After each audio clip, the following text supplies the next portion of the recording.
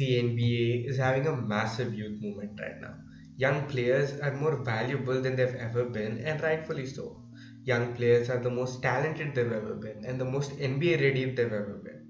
There are many teams in the league, such as the Detroit Pistons, Houston Rockets, Orlando, and OKC, and so on, who are tanking or were tanking for a solid young core. There are many other teams who have great young cores already, and today I want to talk about the best young core in the league right now and what you should expect from this team in the 2021-22 season. They be like, yeah. Can you teach me how to dirty? You know why? Cause all the bitches love it. All I need is a beat that's super bumpin'. And for you to back it up and dump it. Leave a like on this video and subscribe if you haven't already. I make regular NBA content, and if this interests you, do subscribe to the channel. Also check out my video about the third and the second best young cores in the league, the New Orleans Pelicans and the Boston Celtics, which are dropped in the past 2 days. Moving to the video. The Hawks have had a very weird recent history. Even in the recent years when they were a top team in the East, everyone knew they weren't contenders. I mean, they were just a team which was just existing. They then decided to blow it up and they made moves and decisions which resulted in the team we have in front of us today. The Atlanta Hawks made all the way to the Eastern Conference Finals this year, and a large reason for that is the moves they made in the 2019-20 offseason. They signed many veteran experienced players who could help them right now, and they did help them at the moment. And the reason they signed all these players is because they trusted their young franchise superstar in Trae Young. Trae Young is phenomenal. He's already one of the best point guards in the NBA, and the playoff run he had is just a proof of that. He's everything you expect a point guard in 2021 to be: an exceptional playmaker, an amazing shooter, and a crafty finisher. There is nothing he can do on offense as a guard. He's making a case for himself as a superstar in the league, being the lone star on a conference finals team. He averaged 29 and 9.5 assists per game in the playoffs, taking a massive leap from the regular season he had while being guarded by defensive juggernauts such as Drew Holiday and Ben Simmons. Though both Holiday and Simmons did a great job and made Trae shoot not as efficient, Trae still affected the game with his playmaking and insane clutch gene. And that is a trait only superstars show in the NBA. He's constantly attacking opposing defenders, let it be his insane finishing ability and rim pressure or his deep shooting range and great three-point ability. He's an elite scorer and an elite playmaker, which only a small category of the players in the league are. He's an elite pick and roll ball handler too, and is a genius decision maker. Trae Young ran the pick and roll more times than any guard in the league last year, and he averaged more points of the pick and roll than anyone in the league. A big reason for this is how good he is at throwing lobs to rollers and how good his floater game is. Until the ball is halfway in the air, it's nearly impossible for the opposing defenders to predict if it's a shot, a floater, or a lob, and that makes it so much harder to stop him. The pick and roll with Trae as the ball handler is one of the most unstoppable plays in the league right now. Trae Young is a terrible defender, and there's no other way to put it. He's not very attentive on that end and is more often than not hidden with the corner shooter. But his offense is so good, it more than makes up for his defensive flaws. Trae can be slightly smarter in taking shots, but what we saw from him in this last year was ridiculous. And he is without a doubt one of the biggest reasons why the Hawks are the best young core in the league right now, as he's the lone star in this young core, you can say. Unlike the teams we've talked about before, where all of them had two stars. So what gives the Hawks an edge over the other young cores if the Hawks only have one star in Trae Young? Their insane depth. John Collins and DeAndre Hunter are exceptional wings alongside Trae. And though they aren't as good as say a Brandon Ingram or a Jaylen Brown, both of them are really good. Collins is a well above average power forward in the league. His fit with Trae Young is like a hand in a glove. Collins is one of the best screeners and rollers in the league, and his ridiculous athleticism and speed make it so much harder for other power forwards in the league to guard him. He's also an amazing rebounder and an improving defender. Though he is very thin, he can play the small ball 5 role quite well and guard many 5s in the league. He's a 20 and 10 guy as a power forward, and though he fell off statistically last year, it was obvious he was maturing as a player and did the small things you want all the players in the league to do. But what makes Collins special is how good of a shooter he is. John Collins spaces the floor as good as any power forward in the league. He's been a 38% three-point shooter his entire career and shot 40% from 3 last year. And he also shot at an above average clip in the playoffs. He made big shot after big shot in the playoffs last year, and the space he provided for the rest of the Hawks' big man rotation was an underrated and a massive reason why the Hawks were so successful last year. The Trey Capella pick and roll was so successful because of how much space Collins provided as a floor spacer. The ceiling for John Collins might not be so much higher than what he is right now, but he can obviously get better on defense, which will take him to another level. But someone with a really high ceiling, in my opinion, is the other young wing on the Hawks, DeAndre Hunter. Hunter took a massive leap last year. He developed into an exceptional two-way player, guarding the best perimeter player in the opposing team night in and night out. He uses his ridiculous wingspan and athleticism to smother opposing defenders and gives them little to no chance of getting past him. Julius Randle, who had a most improved player campaign and an exceptional season last year, was absolutely locked down by none other than DeAndre Hunter. The only problem with Hunter is how regularly he gets injured, but when he is healthy, he's one of the most valuable players on the Atlanta Hawks team. Offensively too, he took a massive jump last year. He averaged 15 points per game and was the second best player on the Hawks team a lot of the nights. His efficiency increased and got better while taking the exact same number of shots he did in his rookie year. DeAndre Hunter, in my opinion, has star to superstar potential in the league, and his two-way ability puts him in a very small class of players in the NBA right now. Another wing on this team who has finally started coming into his own is Cam Reddish.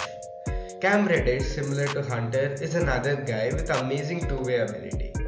He's been great defensively ever since he's come into the league, but he has been very inconsistent offensively, shooting a mere 36% from the field and 27% from 3 last year.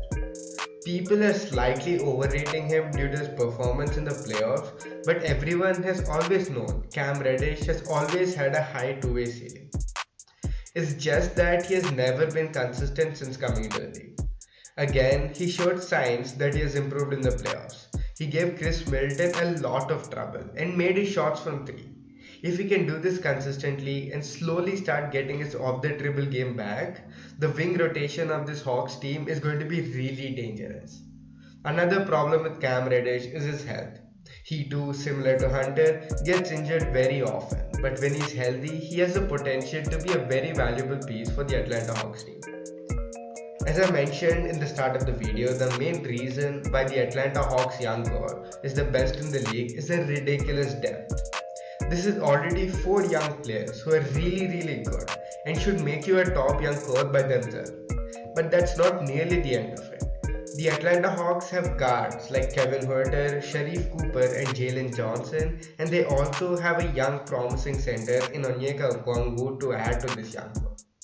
So let's talk about the guards first. Huerter is another player who showed up this playoffs. Statistically, he was the most average player in the league in the 2019-20 season. People expected Huerter to just be a spot-up shooter, but he showed everyone how they are wrong. He's still a good spot-up shooter, but in the playoffs he showed us he can be more than that and showed his off-the-dribble ability too. Especially in the closeout game against Philadelphia 76ers, which would probably be known as the Kevin Huerter game if Ben Simmons did not pass up that dunk. In a way, you could say Huerter ended the process. Though Huerter too is still quite inconsistent and is a liability on defense, he showed us what he could be as an isolation scorer and off-the-dribble shooter, and that's very intriguing. Sharif Cooper and Jalen Johnson were 2 of the most criticized rookies coming into the draft. Sharif is going to provide them with a great punch off the bench, backing up Trae Young as he is a scorer first. Jalen Johnson too is a big playmaking wing/guard who can give the Hawks more front court versatility.